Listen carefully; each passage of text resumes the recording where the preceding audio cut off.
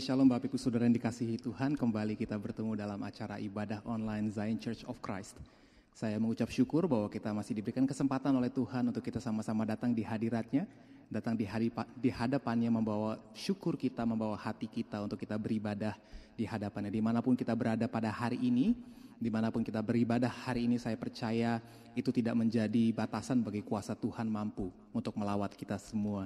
Maka saya ajak untuk kita semua hari ini datang padanya dengan hati yang terbuka, supaya kita benar-benar fokus dan tertuju hanya kepada hadirat Tuhan, dan supaya kuasa Tuhan dapat bekerja dengan sempurna di dalam kehidupan kita. Mari sama-sama kita bersatu di dalam doa.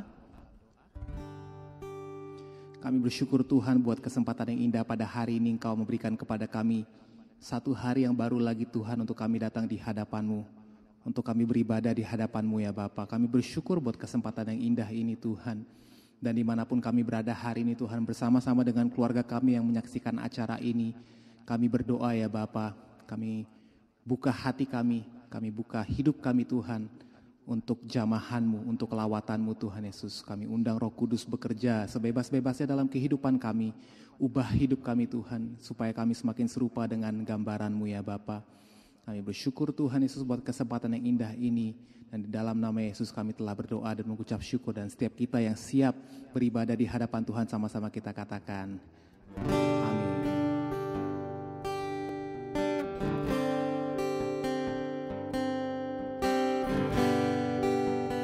Engkau Tuhan yang layak, terima setiap pujian dan pengagungan kami. Thank you Jesus.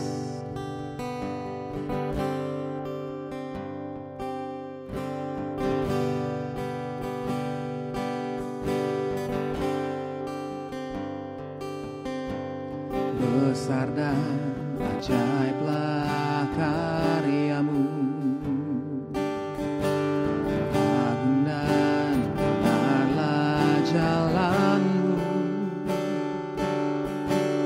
Raja segala bangsa yang maha kuasa, mulia nama-Mu.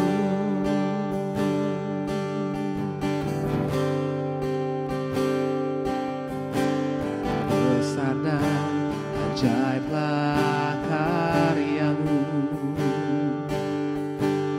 agung dan benarlah jalan-Mu, Raja segala bangsa yang maha kuasa, mulia nama-Mu. Layaklah segala bangsa sujud kepadamu,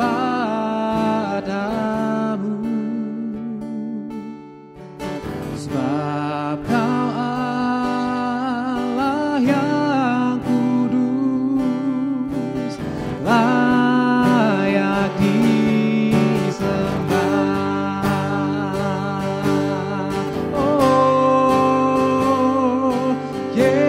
Yesus, Engkau layak disembah. Besar dan ajaiblah karya-Mu, agung dan benarlah jalan-Mu, Raja segala bangsa yang maha kuasa, mulia nama-Mu. Layaklah segala bangsa sujud kepadamu,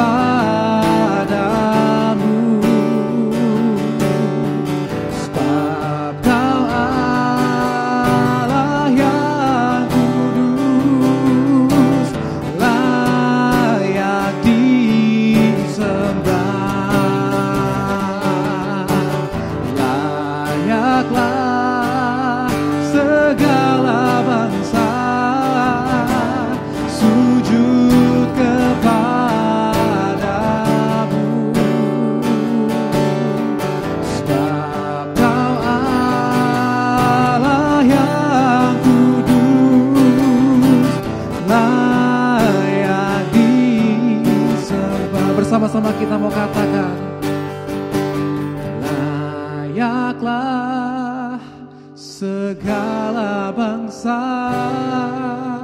sujud kepadamu,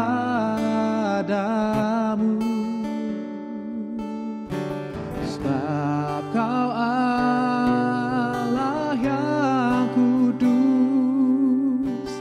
layak disembah. Sama-sama dengan lebih sungguh lagi kita katakan, layaklah segala bangsa sujud kepadamu,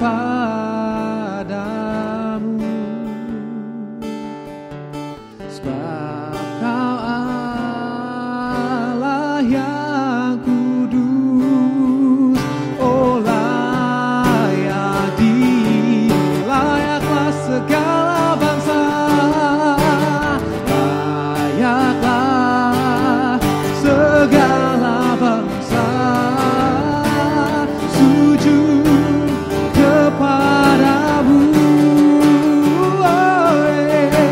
sebab Kau Allah yang kudus, layak disembah, oh layak disembah, layak disembah, layak disembah.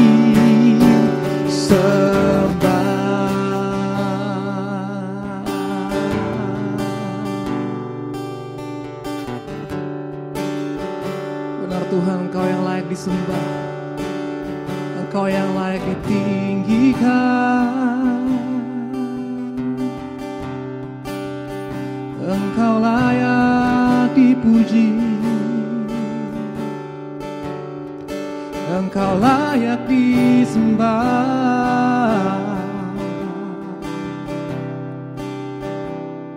Engkau layak ditinggikan. Tuhan, kami memuji-Mu Yesus, kami muliakan nama-Mu besar.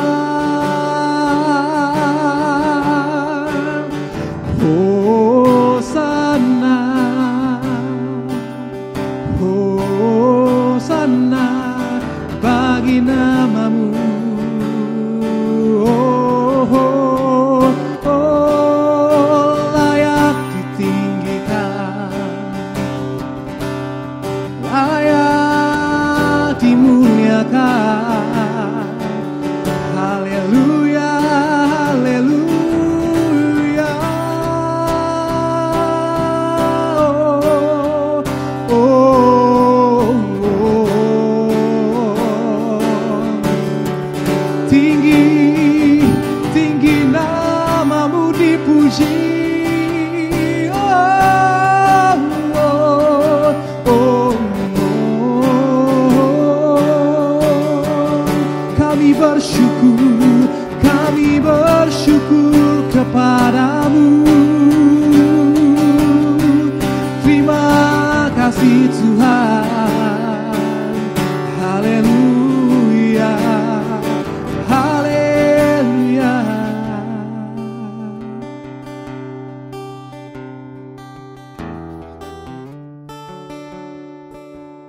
Kami bersyukur Tuhan,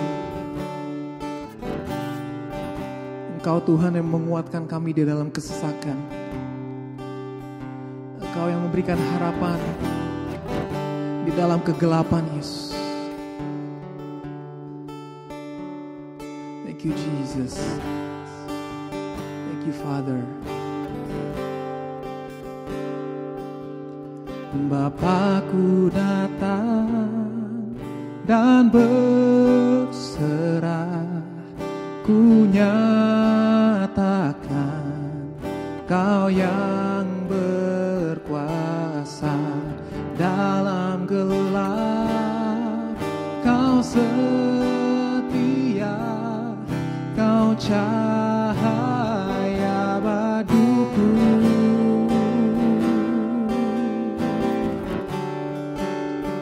Kau kuatkan aku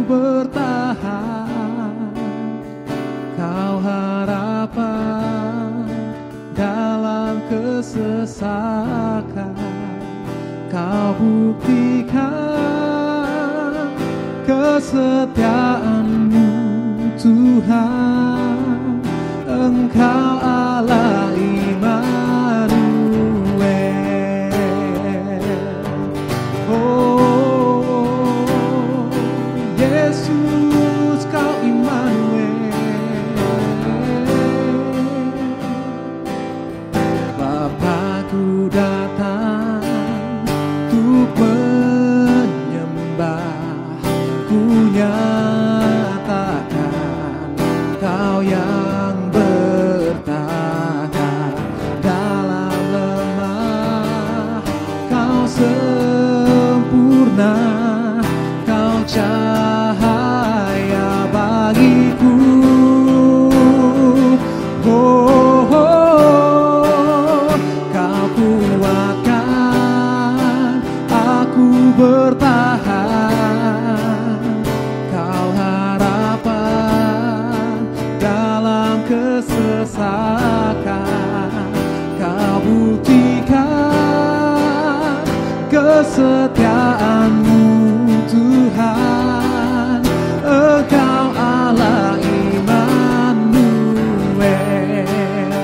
Kau kuatkan aku bertahan. Kau harapan dalam kesesakan. Kau buktikan kesetiaan-Mu Tuhan, Engkau Allah Immanuel.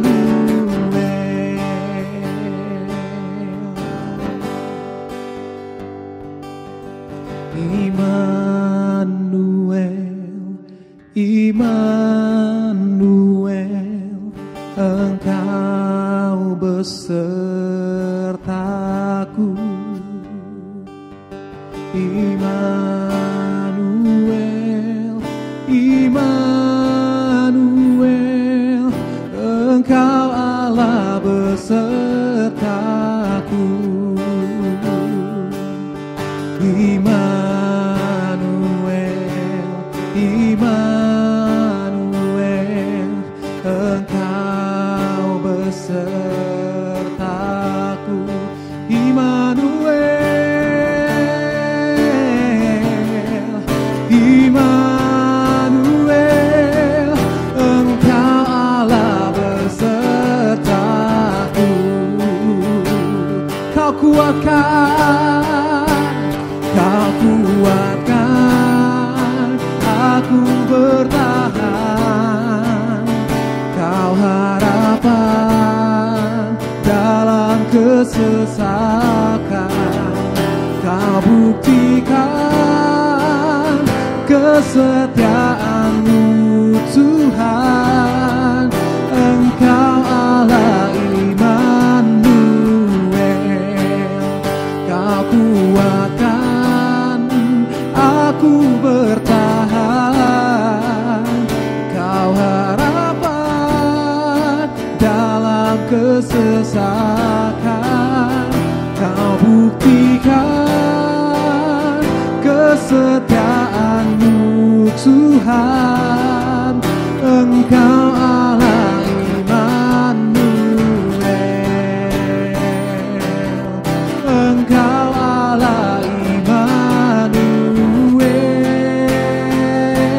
Yesus, oh, Engkau Allah Immanuel.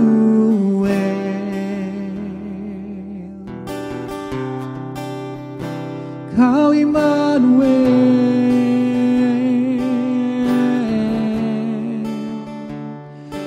Kau kuatkan aku. Kau beriku harapan Tuhan. Yesus, nama-Mu besar, nama-Mu mulia.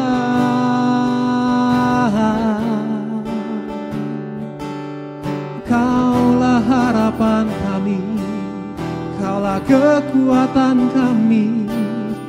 Haleluya.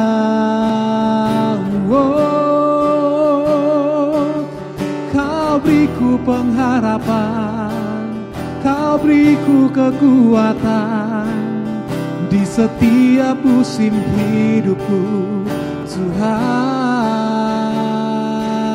Oh, Yesus,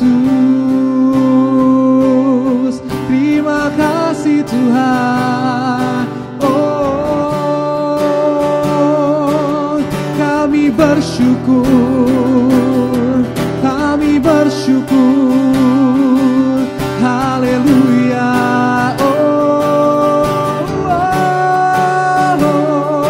Tak henti-hentinya kami bersyukur kepadamu.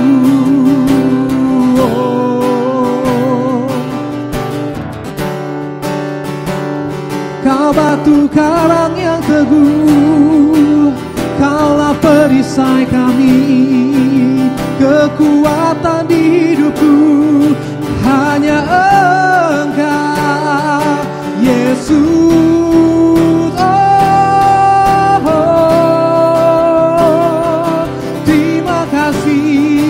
Terima kasih Tuhan Yesus. Oh, Kau yang berkuasa, Kau yang berkuasa. Let's sing it up.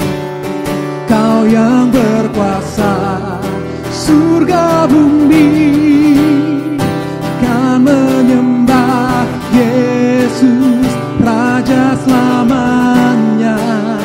Kau yang berdaulat, surga bumi kan menyembah Yesus, Raja selamanya. Kau yang berkuasa, surga bumi kan menyembah Yesus, Raja segalanya. Kau yang berdaulat, surga bumi kan menyembah Yesus, Raja selamanya. Selama ku hidup, apapun musimku, ku percaya kebesaran-Mu, kekuatanku di dalam-Mu. Ku akan hidupku akui kuasa-Mu, ku serukan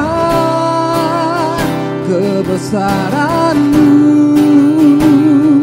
Masa depanku terjaga di tangan-Mu.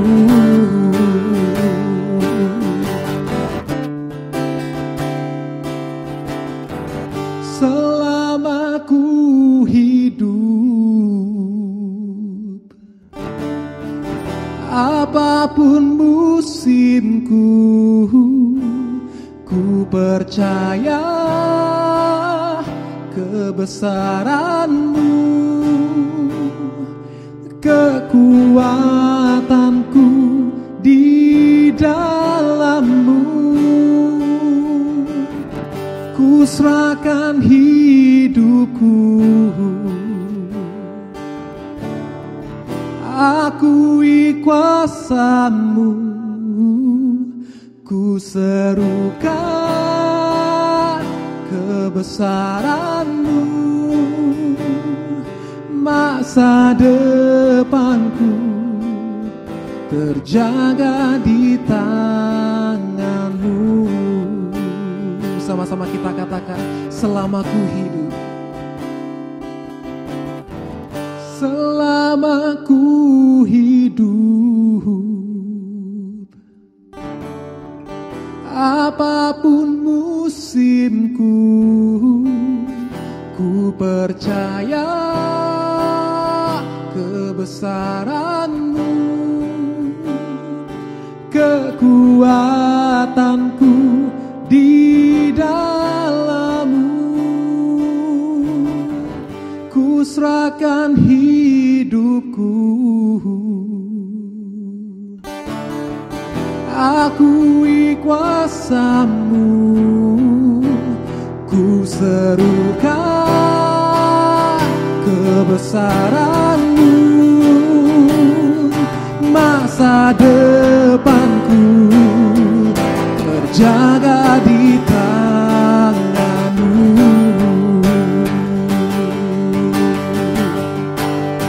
Kau yang berkuasa surga bumi, kan menyembah Yesus Raja segalanya. Kau yang berdaulat surga bumi, kan menyembah Yesus Raja selamanya. Kau yang berkuasa surga bumi, kan menyembah Yesus Raja segalanya. Kau yang berdaulat surga bumi, kan menyembah Yesus Raja segalanya. Kau yang berkuasa surga bumi, kan menyembah Yesus Raja segalanya. Kau yang berdaulat surga bumi, kan menyembah Yesus Raja selamanya.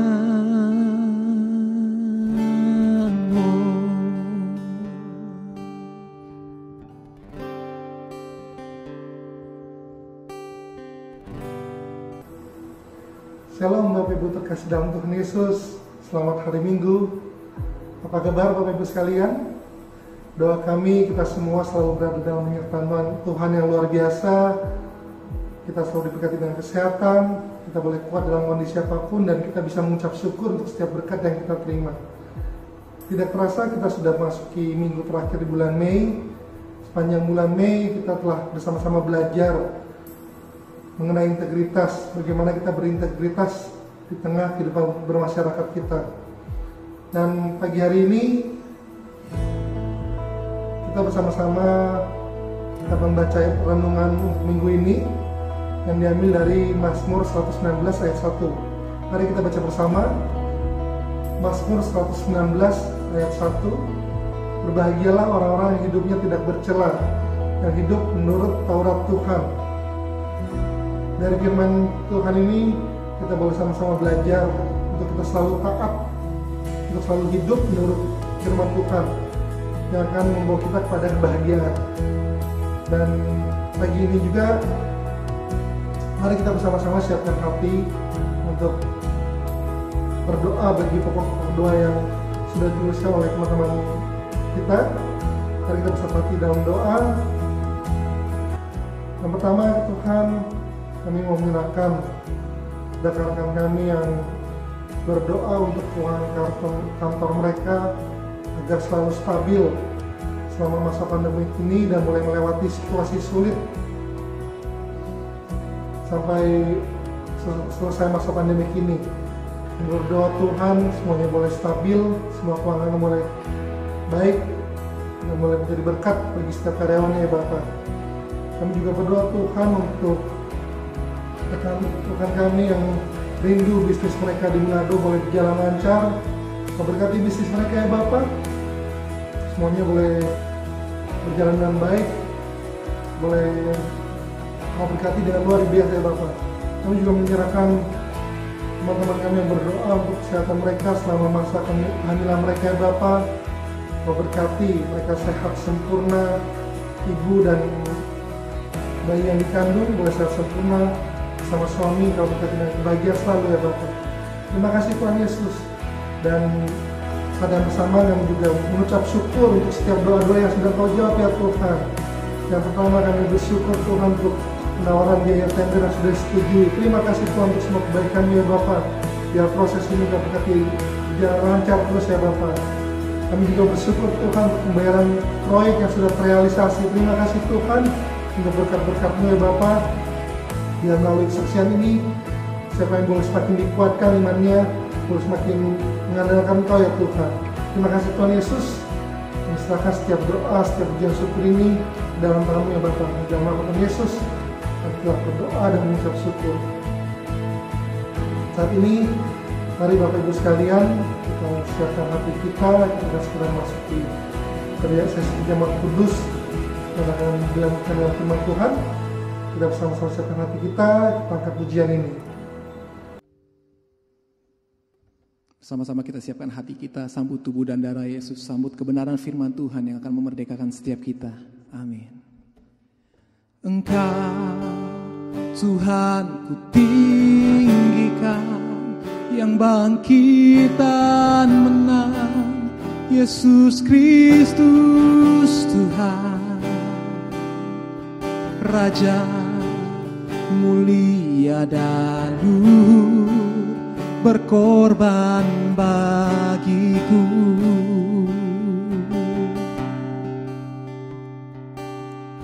Maka jiwaku memuja, menyembah Sang Raja, Yesus Kristus Tuhan. Kekal sempurna kuasa-Mu, agunglah karya-Mu.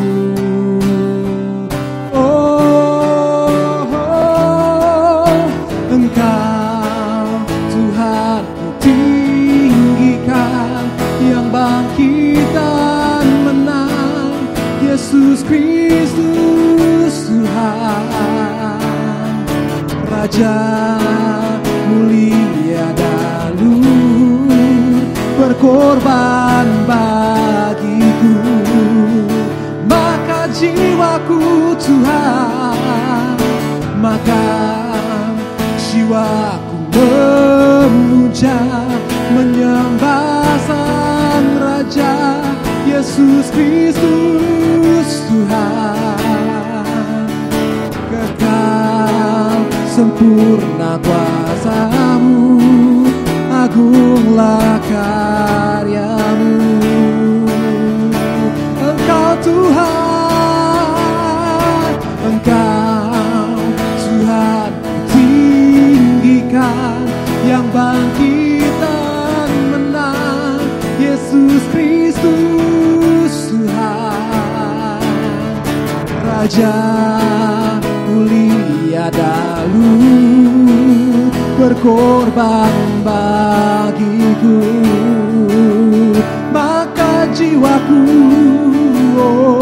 maka jiwaku memuja, menyembah Sang Raja, Yesus Kristus Tuhan. Kekal sempurna kuasa-Mu, agunglah karya-Mu. Yesus Kristus Tuhan.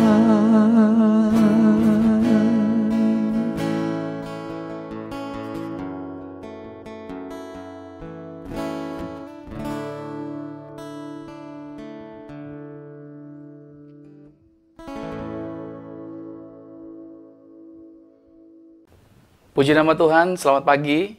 Kembali kami menjumpai saudara di hari Minggu ini. Saya percaya dan saya selalu mengucap syukur segala kebaikan dan kemurahan Tuhan senantiasa terjadi bagi kehidupan Anda dan saya. Dan di pagi hari ini, sebagai ucapan syukur kita, Tuhan telah memberikan hari yang baru buat kita. Kembali buat kita juga bersyukur, kita akan masuk terlebih dahulu di dalam sakramen tubuh dan darah Tuhan Yesus. Kita mensyukuri bahwa kita punya Tuhan yang bernama Yesus Kristus Tuhan. Yesus Kristus Allah yang hebat, Yesus Kristus Allah yang luar biasa. Yesus Kristuslah yang telah menjadikan kehidupan kita di bumi sama seperti di sorga. Kita mengimani bahwa situasi-situasi yang saat-saat ini apapun yang kita hadapi, tetap percaya bahwa kebaikan, kemurahan, dan pertolongan Tuhan selalu ada bersama dengan setiap kita. Kita mau siapkan sakramen tubuh dan darah Tuhan Yesus Kristus. Dan sebelumnya kita bersatu di dalam doa. Kami bersyukur Tuhan di pagi hari ini, kami percaya bahwa Tuhan kami hebat, Tuhan kami luar biasa, Tuhan yang kami panggil di dalam nama Yesus Kristus Tuhan. Kami percaya bahwa kami telah dipilih, kami telah dijadikan milik-Mu Tuhan. Dan Kau telah menebus kami dengan korban tubuh-Mu, curahan darah-Mu.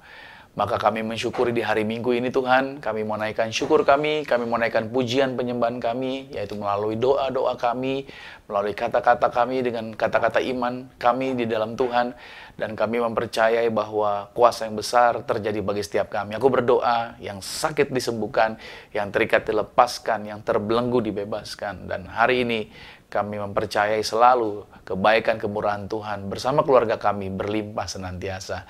Terima kasih Tuhan, kami mau masuk di dalam sakramen tubuh dan darah Tuhan Yesus untuk kami diingatkan kembali bahwa segala dosa kami sudah diselesaikan. Kami berdiri hari ini karena kemurahan Tuhan, dan kami memiliki jaminan bahwa kami punya hidup yang kekal. Suatu hari akan dikumpulkan dalam kerajaan-Mu Tuhan. Terima kasih Bapa, kami bersatu dengan tubuh dan darah-Mu dalam nama Tuhan Yesus.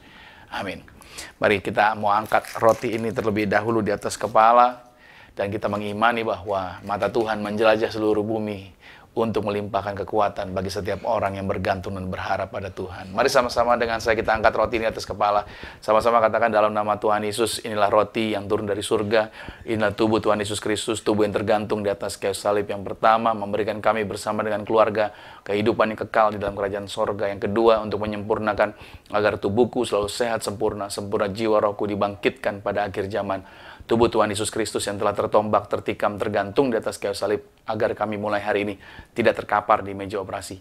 Aku tolak pikun, aku tolak lumpuh, aku tolak koma, aku tolak terkapar di ruang ICU dalam nama Tuhan Yesus mulai hari ini.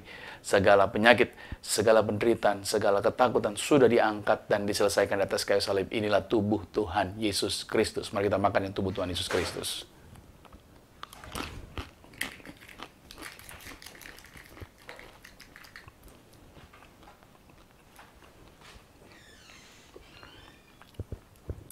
Mari kita angkat darah Yesus di atas kepala kita. Mari bersama-sama dengan saya katakan dalam nama Tuhan Yesus. Inilah darah Tuhan Yesus Kristus, darah yang tercurah di atas kayu salib. Darah yang tercurah sebagai perjanjian yang baru dan yang kekal. Mulai hari ini bersama keluarga, kami saling mengasihi, kami saling mengampuni. Kasih mula-mula senantiasa ada bersama dengan keluarga kami. Yang kedua, oleh darah domba Allah, darah Yesus. Maka mulai hari ini bersama keluarga, nama kami tercatat, termeterai sebagai warga surga. Kami dijaminkan punya rumah di surga. Kami dijaminkan punya rumah di bumi, tidak akan mengembara. Di mana saja berada melangkah, dijagai pasukan malaikat. Aku tolak santet kuasa gelap, tuyul, dukun-dukun, roh jahat dilumpuhkan, dipatahkan, dihancurkan dalam nama Tuhan Yesus Kristus. Kami mengimani yang kami pegang, yang kami kerjakan di dalam karir, bisnis, proyek, usaha, studi, bahkan di dalam pelayanan kami diberkati lipat kali ganda dari berkat tertinggi yang pernah kami raih dalam nama Tuhan Yesus. Inilah darah Yesus Kristus. Mari kita minum inilah darah Tuhan Yesus Kristus.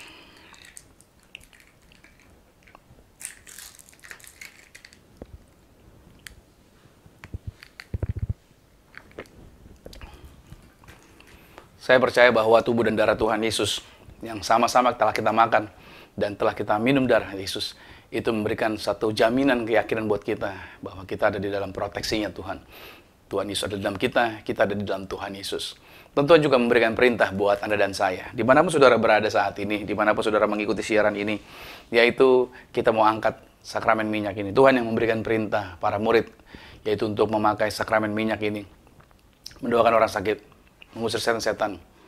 Dan saya percaya bahwa begitu banyak hal-hal yang dahsyat yang Tuhan sediakan, dan Tuhan perlengkapi setiap muridnya, termasuk Anda dan saya yang pagi hari ini juga mengikuti ibadah online ini. Mari sama-sama kita angkat minyak ini dengan iman. Sama-sama saya katakan dalam nama Tuhan Yesus.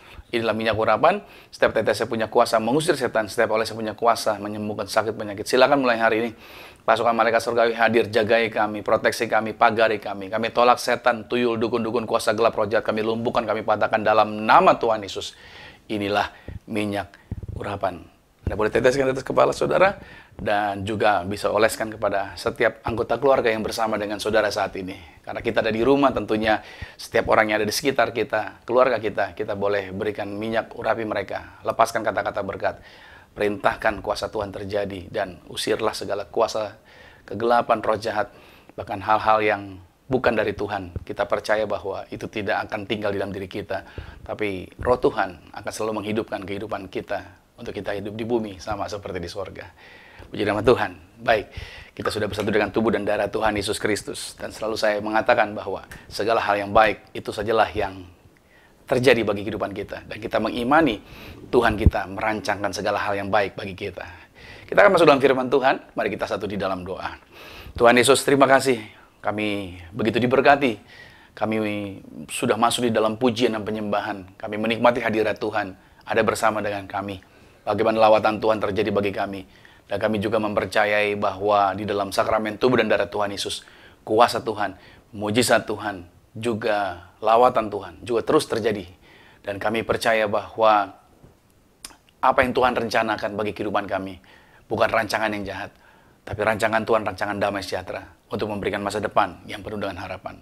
Dan di hari ini Tuhan, kami akan mendengarkan firman-Mu, berbicara bagi setiap kami. Karena kami percaya bahwa setiap firman yang keluar dari mulutnya Allah tidak akan pernah kembali sia-sia. Dan manusia hidup bukan dari roti saja, tapi manusia hidup dari setiap firman yang keluar dari mulutnya Allah. Maka kami bersyukur Tuhan kalau kami diberikan kesempatan untuk boleh mendengarkan firman Tuhan bersama keluarga kami. Dimanapun kami saat ini berada, kami percaya bahwa sambil di dalam kami menyaksikan atau mengikuti acara ibadah online ini, kami dalam berkat-berkat Tuhan. Terpujilah nama Tuhan, dalam nama Bapa, Anak dan Roh Kudus, dalam nama Tuhan Yesus Kristus. Haleluya. Amin. Puji Tuhan. Baik, saya mengucap syukur selalu bahwa kalau pagi hari ini bisa berjumpa dengan Bapak dan Ibu, dengan saudara, saya selalu berdoa bahwa keadaan saudara adalah baik-baik saja. Saya berdoa bahwa hati saudara tetap bergirang, karena firman Tuhan berkata, hati yang gembira adalah obat yang manjur. Maka percayalah bahwa ketika kita percaya ada Yesus yang bersama kita, kita di dalam Yesus, hati kita bergelora, kita selalu bergirang dan kita selalu bergembira, karena kita punya penjamin yang hidup di dalam kehidupan setiap kita.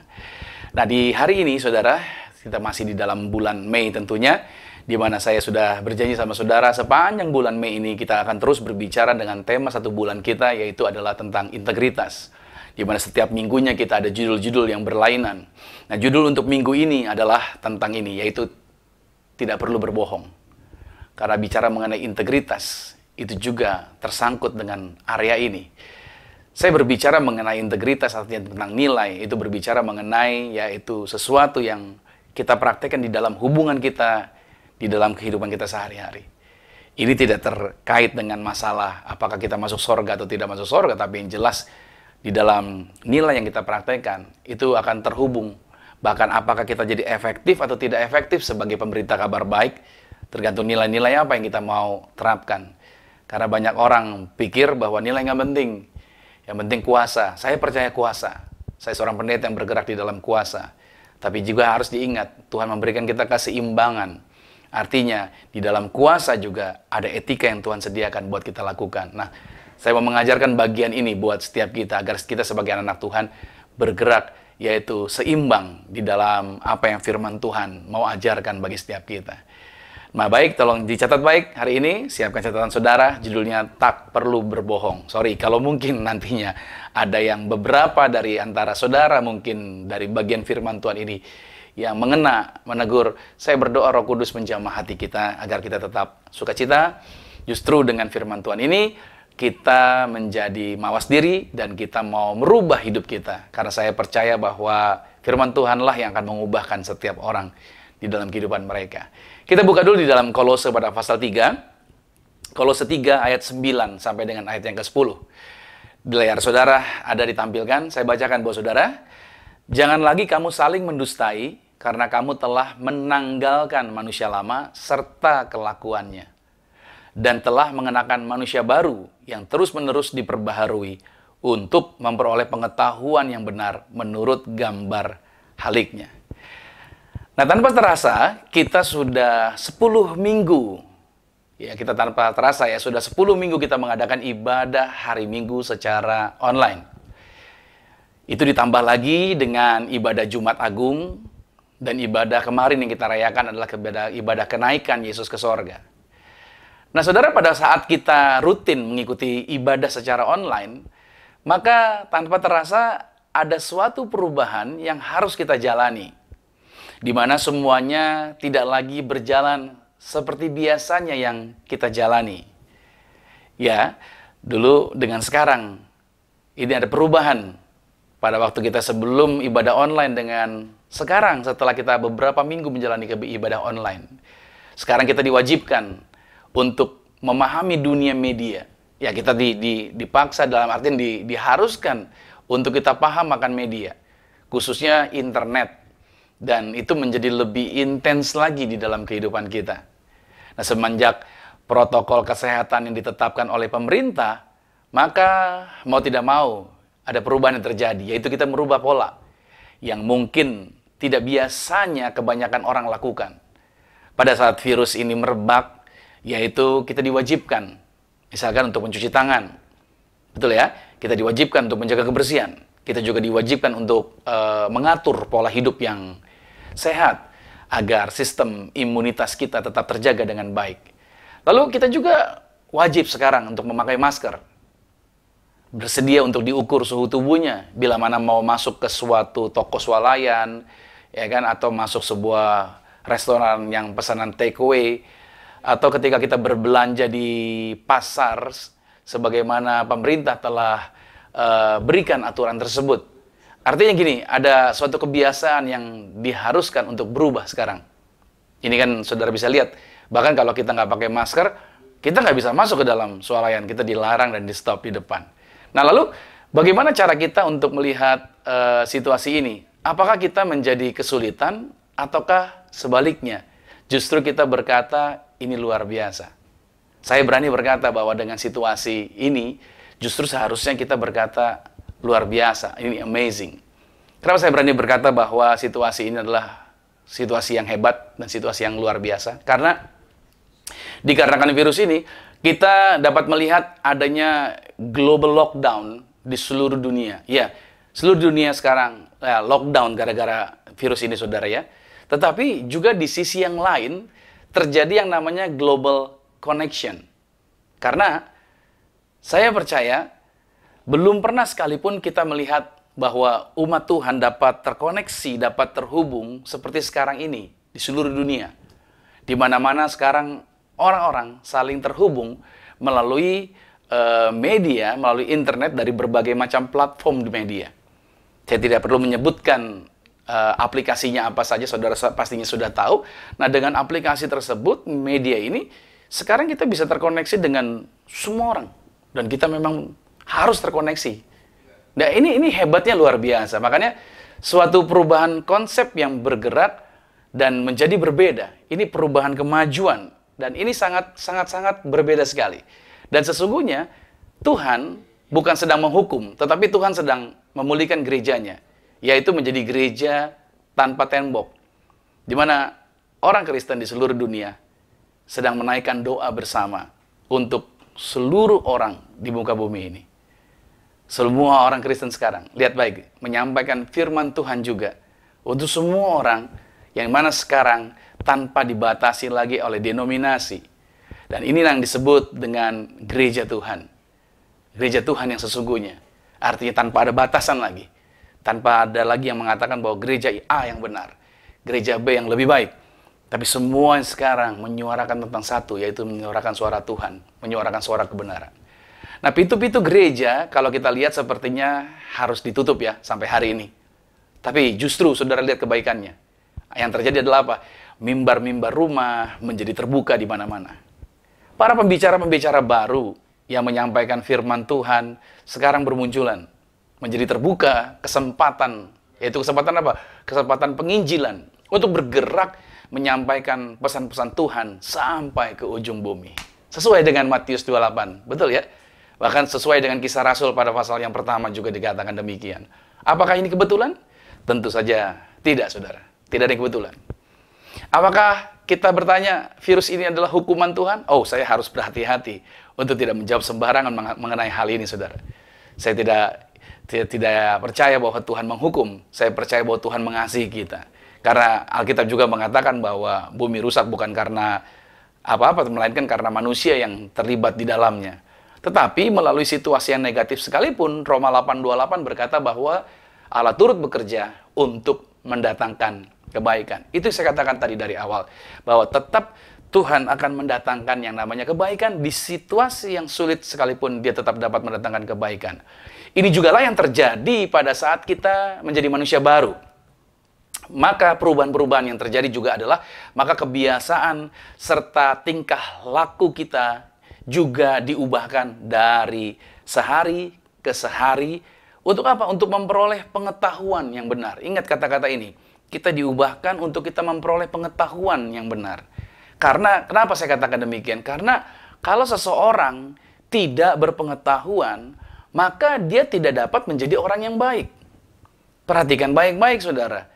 Lingkungan hancur, sebuah komunitas hancur, bahkan sebuah bangsa hancur. Kenapa? Karena tidak adanya pengetahuan yang memadai orang-orang di dalamnya. Jangan sampai kita bergerak hanya karena faktor yang isu-isu yang beredar. Jangan sampai seseorang atau kelompok masyarakat bergerak hanya karena faktor hoax dan berita yang tidak benar. Makanya kenapa kita perlu yaitu memperoleh yang namanya pengetahuan. Kita perlu diubahkan dan kita perlu yang namanya belajar. Karena seseorang yang tadi saya katakan tidak berpengetahuan, dia tidak dapat menjadi orang yang baik. Tanpa pengetahuan bahkan dikatakan hati tidak dapat menjadi baik.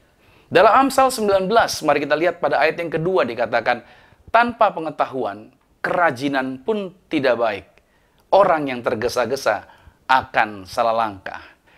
Anugerah Tuhan, memang kita dibekali dengan anugerah Tuhan. Dan tahukah saudara bahwa anugerah Tuhan itu bekerja bersama dengan kehendak dan perasaan kita, dengan cara adalah apa?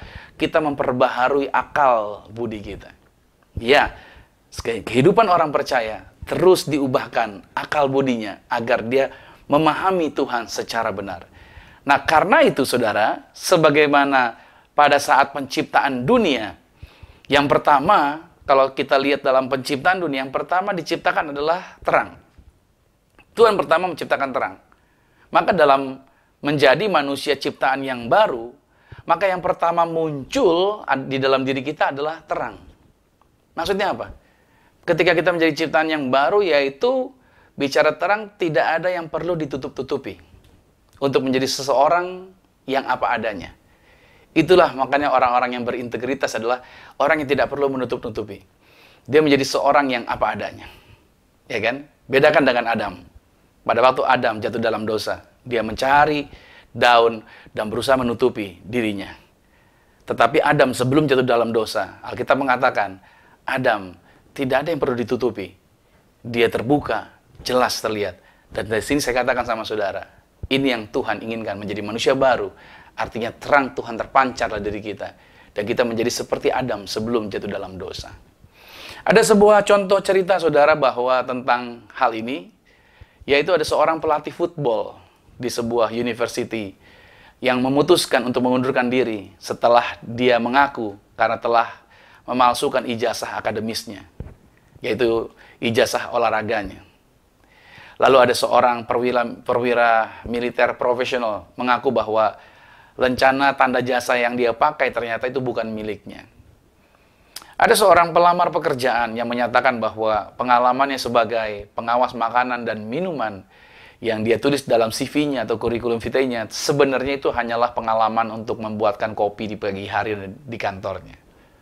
Artinya apa dari contoh-contoh cerita ini? Ada begitu banyak orang yang cenderung untuk apa? Untuk melebih-lebihkan suatu informasi mengenai dirinya sendiri. Ya, kita cenderung menunjukkan bahwa kita punya kelebihan-kelebihan. Ya kan? Tujuannya apa sih? Tujuannya supaya orang lain menjadi terkesan seolah-olah kita punya banyak kelebihan.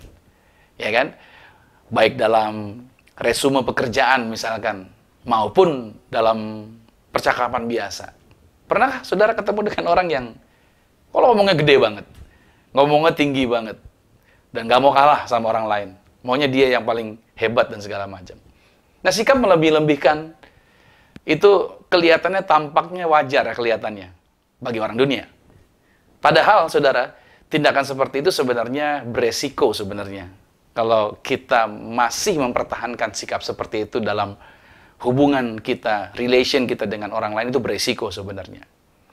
Saya pernah bertetangga dengan seseorang yang kalau ngobrol sama dia, ceritanya selalu berusaha hendak menunjukkan segala sesuatu yang lebih dan hebat. Seolah-olah agar mendapatkan kesan, dia mempunyai banyak kemampuan. Ya, jujur saja saudara, saya ngobrol dengan orang yang seperti itu, perbincangannya menjadi tidak nyaman dan tampaknya membosankan. Ya, kalau kita terbiasa dengan sikap seperti itu, percayalah orang yang kita ajak bicara kalau kita melebih-lebihkan tentang diri kita, maka itu akan tampak membosankan dan tidak nyaman sebenarnya. Nah, pertanyaan seperti ini saudara, apa sih alasan seseorang itu berbohong sebenarnya? Karena judul kita adalah tidak lagi berbohong. Pertanyaannya, kenapa orang suka melebih-lebihkan? Kenapa orang maunya berbohong seperti itu saudara? Apa alasannya? Nah, saya mencatat saudara ada 6 alasan kenapa seorang berbohong. Yang pertama, karena itu kebiasaan. Ya, sudah terbangun pola di dalam kehidupan dia.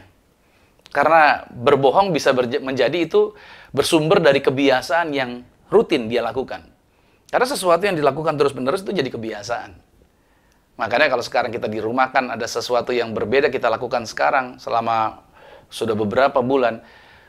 Menurut teori 21 hari, sesuatu yang kita lakukan berulang-ulang itu jadi kebiasaan. Nah, sama dengan berbohong ini. Kenapa orang itu alasan dia berbohong adalah karena itu sudah jadi kebiasaan buat dia. Mereka yang memiliki kebiasaan semacam ini lebih suka mengatakan ketidakjujuran dibandingkan kebenaran. Bukan berarti dia nggak bisa ngomong kebenaran. Tapi pilihan dia lebih cenderung kepada yang namanya berbohong tadi. Nah, dimulai dari bohong seperti misalkan, ada orang dunia yang menyebutnya bohong putih katanya gitu. Dibilang mulai dari bohong putih, ya ada bohong demi kebaikan katanya. Nggak tahu deh. Apakah ada bohong kebaikan gitu saudara? Menurut saya, bohong is bohong gitu loh saudara. Nah, dimulai dari bohong putih, terus dilanjutkan lagi dengan kebohongan kecil, cuman kecil kok gitu kan. Terus akhirnya berkembang menjadi besar. Nah, saat kita mencoba terus menutupi akan kebohongan tersebut, pada akhirnya kita pun akan bertanya-tanya, mengapa kita bisa terjerumus dalam situasi yang sulit seperti itu. Makanya sebenarnya tidak nyaman buat orang itu sendiri kalau kita mau terus mempertahankan hal-hal yang salah seperti itu. Nah, itu alasan pertamanya kenapa orang itu berbohong. Alasan yang kedua, kenapa seorang berbohong? Karena dia malu sebenarnya. Iya. Seseorang berbohong karena dia ingin menyembunyikan kejelekan atau kekurangan. Dia merasa ini sesuatu yang harus dia sembunyikan. Ya kan? Ini bisa saja berkaitan dengan hubungan masa lalunya. Ada sesuatu hal yang negatif di masa lalunya. Mungkin dia pernah punya masalah dengan mantannya kah? Dia pernah punya masalah dengan orang-orang dahulu di tempat tinggal yang lama kah? Ada dengan seseorang, masa kecilnya. Itu menjadi sesuatu yang buat dia tuh malu untuk diceritakan. Makanya dia coba pendam, ini rahasia terdalam dia. Dan dia tidak ingin diketahui oleh siapa-siapa. Dia simpan masa lalunya dia, istilahnya seperti itu. Saya cuma memberitahu bagi saudara, khususnya anak-anak muda nih. Anda kalau sebelum Anda menikah, pastikan dulu bahwa calon Anda itu sudah terbuka dan jujur menceritakan latar belakang kehidupannya. Ini penting sekali.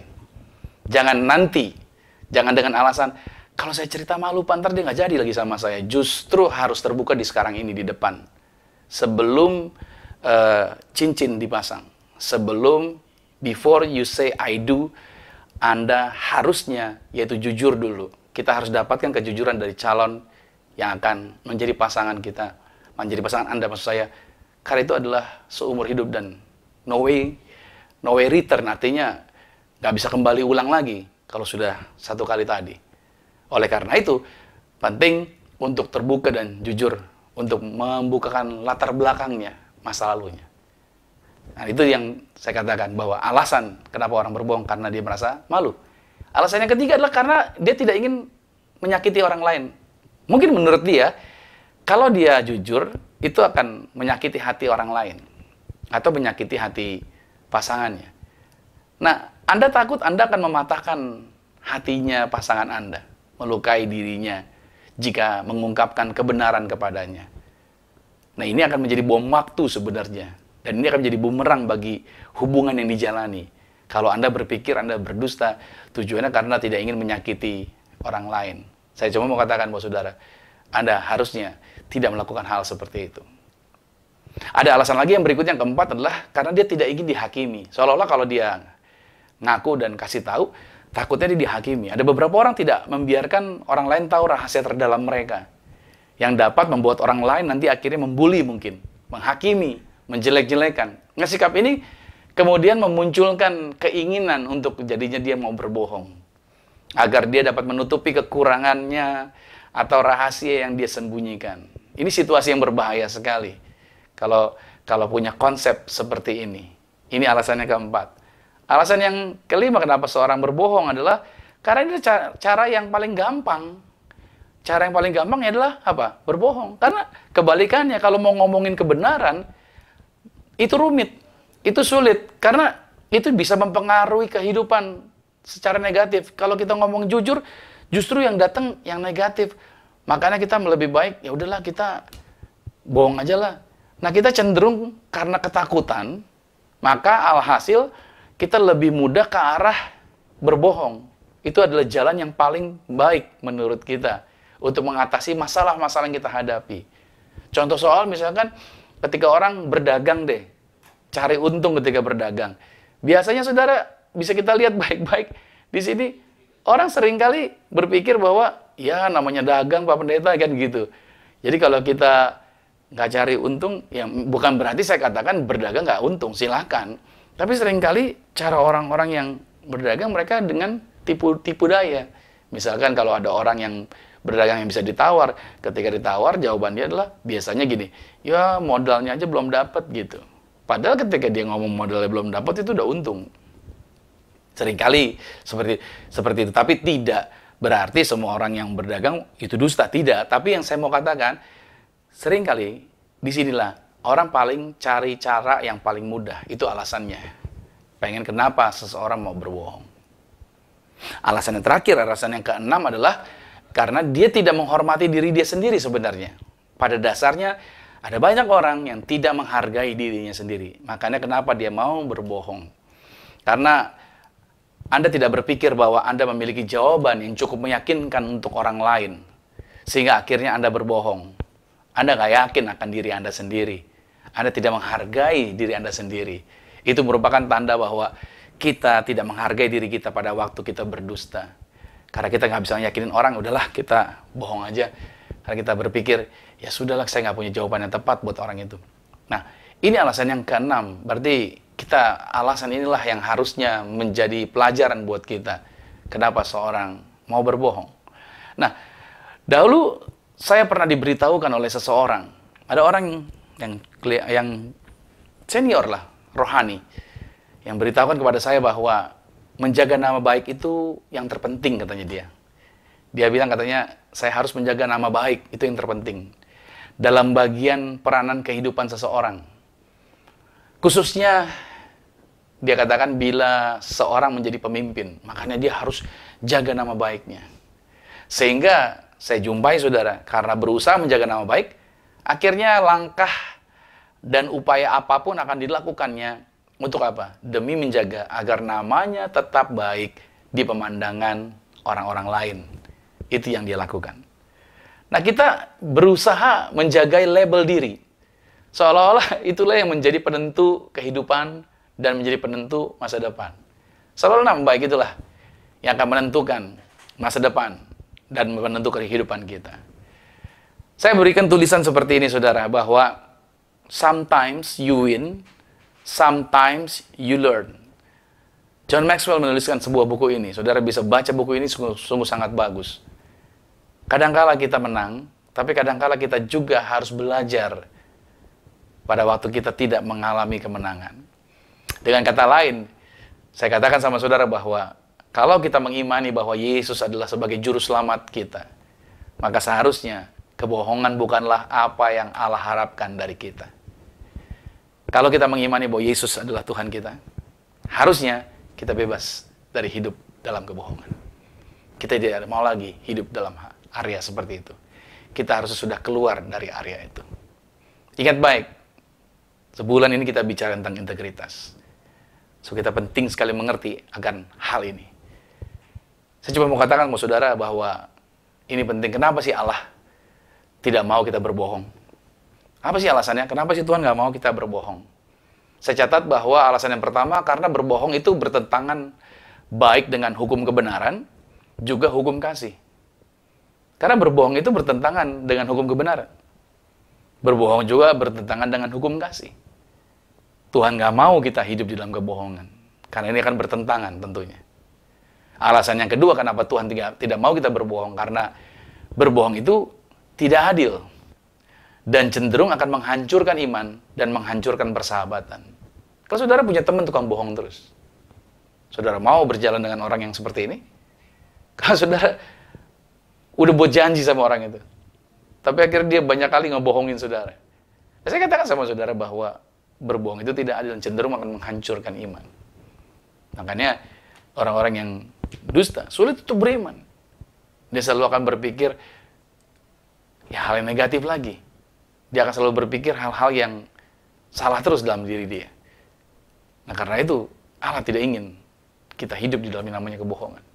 Alasan yang ketiga mengapa Tuhan tidak mau kita berbohong adalah karena berbohong akan menjadikan kita, ini dia, maaf ya, serupa dengan iblis yang adalah bapa segala dusta. Ya, Injil Yohanes pasal 8 mengatakan demikian. Oleh sebab itu, saudara yang dikasih Tuhan, kalau Allah tidak mau kita berbohong, dia punya alasan-alasan ini. Nah, pahami baik, kalau begitu, mari kita tidak usah berbohong lagi. Mari kita jadi seorang yang mau hidupnya berubah. Ingat baik, perubahan harus terjadi sebagai manusia baru. Ada sesuatu yang berbeda, ada sesuatu yang terjadi pembaharuan dalam kehidupan setiap kita. Nah, ini perlu dilatih, saudara. Saya tidak mengatakan bahwa seseorang jadi manusia baru langsung berubah total seperti membalikan telapak tangan, tidak. Tetapi artinya ada satu perubahan-perubahan yang dapat dilihat.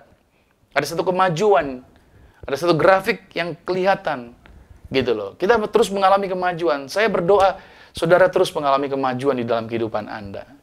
Nah, saudara, sekarang kita akan masuk, yaitu di dalam langkah apa sekarang yang harus kita lakukan agar kita menang atas kebohongan. Saya sudah jelaskan alasan daripada kebohongan. Kenapa seorang berdusta atau seorang berbohong. Lalu mengapa Tuhan tidak ingin kita berbohong? Dan sekarang saya masuk dalam poin ini. Langkah apa yang harus kita lakukan agar kita menang atas kebohongan? Ini latihannya. Yang pertama adalah kita belajar untuk jujur. Wow. Belajar untuk apa? Jujur. Hidup ini belajar. Ya, kita perlu belajar untuk jujur. Matius 5 ayat 37 berkata begini. Jika ya, hendaklah kamu katakan ya. Jika tidak, hendaklah kamu katakan tidak. Belajar untuk berkata jujur. Tidak harus segala sesuatu kita katakan mampu semuanya. Nggak harus semua kita katakan bisa. Terkadang kita perlu menyadari bahwa kita ini tidak selalu hebat di segala area. Percayalah, kita juga tidak selalu mampu di berbagai bidang. Ya, kita perlu jujur mengakui akan kekurangan dan ketidakmampuan kita. Untuk apa? Untuk mau belajar dan bekerja sama dengan orang lain. Dan ketika kita belajar bekerja sama dengan orang lain, itu untuk mengembangkan kemampuan-kemampuan kita. Nah, kita akui saja. Nggak apa-apa, saudara. Jangan saudara jadinya kita merasa bahwa kalau saya ngaku, nanti kelihatannya bodoh. Oh tidak, saudara. Ketika kita belajar untuk jujur, maka sesuatu yang berbeda terjadi. Saya kasih tulisan ini buat saudara bahwa bersikap jujur berarti Anda tidak perlu takut dinilai oleh orang lain. Jujur, nggak apa-apa. Kalau memang kita nggak bisa di area itu, kita malah belajar, saudara. Justru lebih baik kita jadi bisa belajar. Karena saya kasih quote ini, saudara, bahwa akan selalu ada orang lain yang lebih hebat dan lebih mampu dari kita. Selalu akan ada itu. Jadi, nggak usah tersinggung, nggak usah merasa insecure, karena kita perlu kejujuran, dan kita perlu jujur sama diri kita sendiri. Yang kedua, saudara, langkahnya yang kita perlu pelajari adalah apa? Kita perlu belajar untuk ini dia, menepati janji. Sama-sama katakan dengan saya, menepati janji. Ya, sulit ya kadangkala menepati janji. Tapi ini namanya belajar. Kita perlu belajar untuk menepati janji. Amos pada pasal 3, pada ayat 3 dikatakan begini. Berjalankah dua orang bersama-sama jika mereka belum berjanji? Lihat, kitab ini mengatakan, berjalankah dua orang bersama-sama jika mereka belum berjanji? Bila Anda berjanji, belajarlah untuk tepati janji.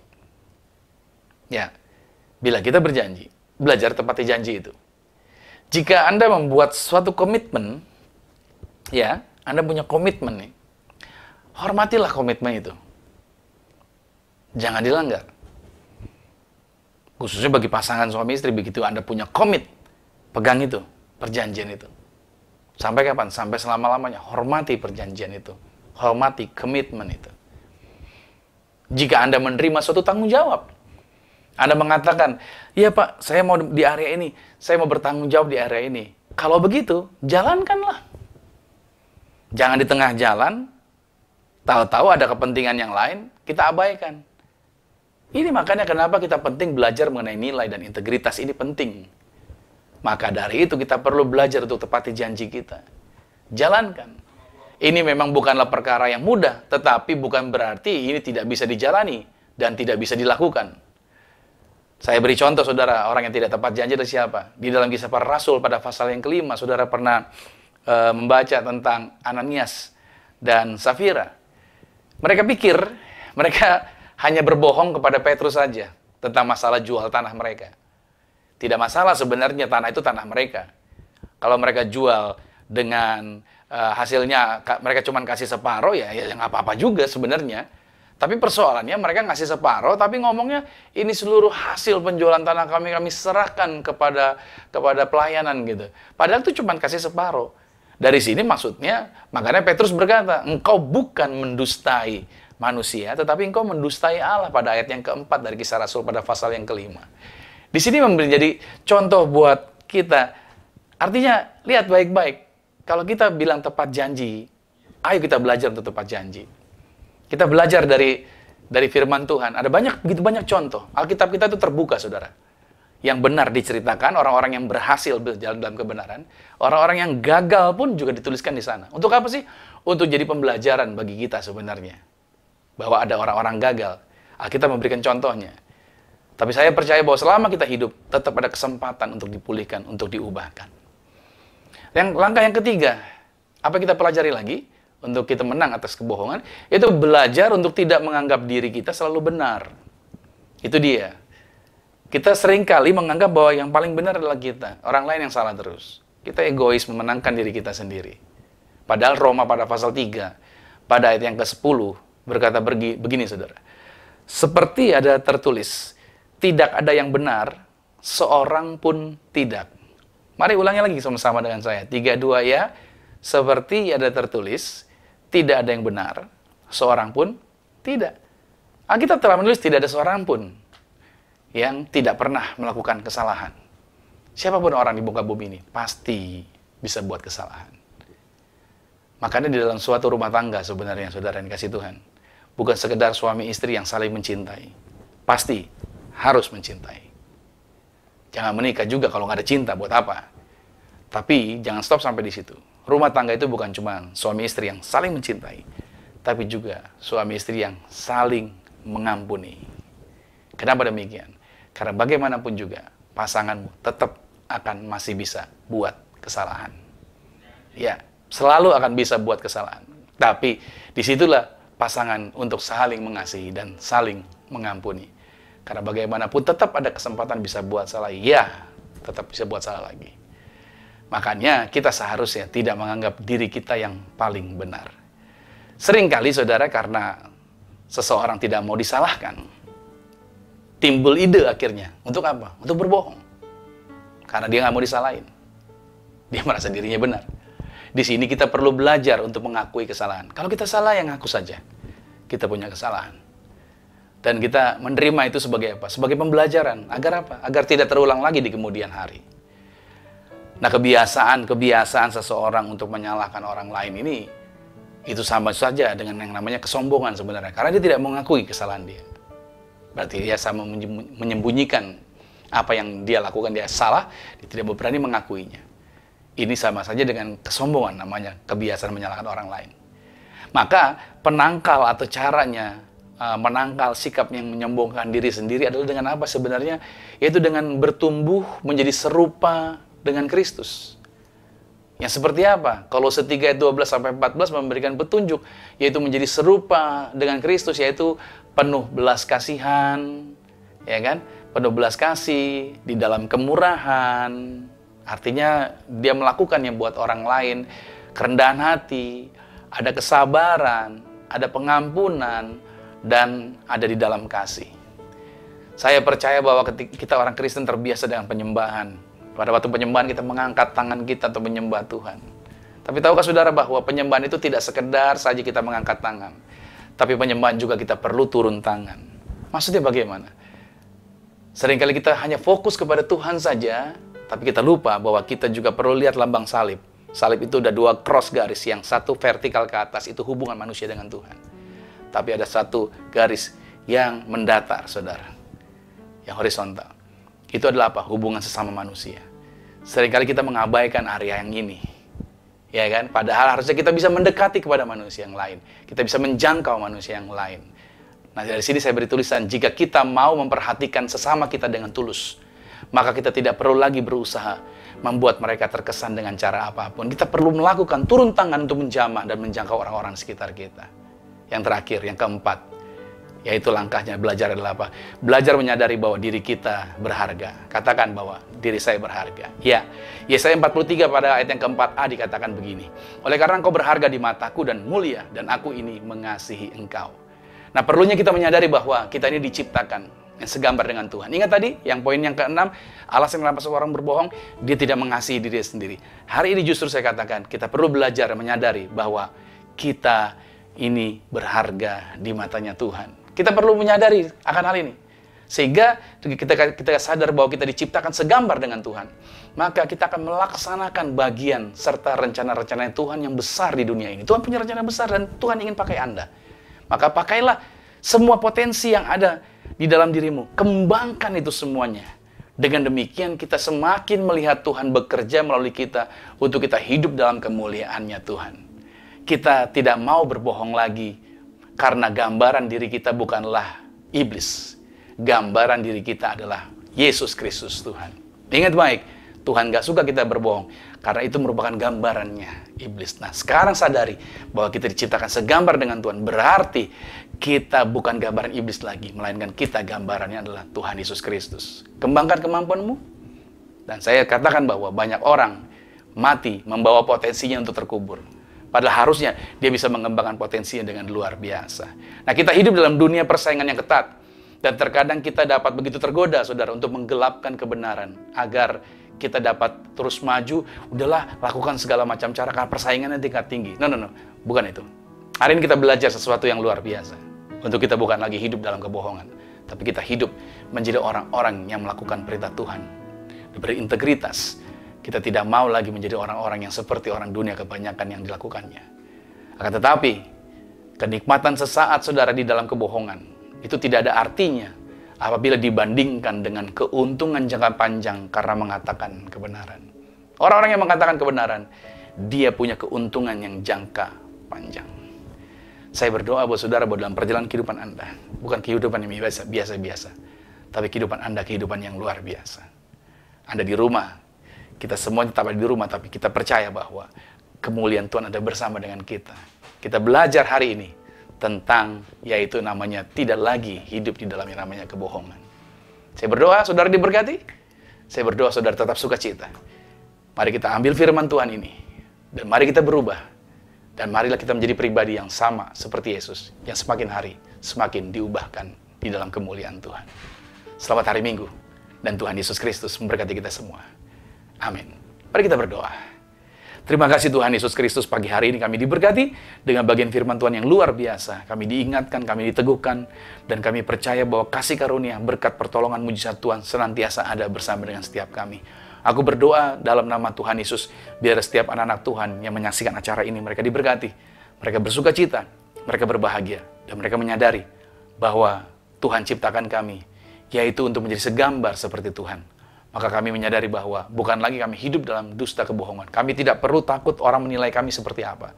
Tapi kami bergerak di dalam yang namanya kejujuran. Kami bergerak yaitu di dalam yang namanya petunjuk firman Tuhan. Kami mau mengubah kehidupan kami Sehingga kehidupan kami yang dahulu, kebiasaan yang salah, kami ganti dengan kebiasaan yang baru dan kebiasaan yang benar. Terima kasih Tuhan Yesus. Aku berdoa buat bangsa ini. Dari pemerintah pusat sampai daerah semua diberkati. Ya, bahkan Indonesia dari Papua sampai dengan Aceh juga diberkati Tuhan. Doa kami Indonesia penuh kemenangan kemuliaan Tuhan. Berkat Tuhan, pertolongan Tuhan, mujizat Tuhan ada bersama dengan setiap kami Tuhan. Terima kasih Bapa dalam nama Tuhan Yesus. Saatnya kami akan menerima berkat-berkat Tuhan.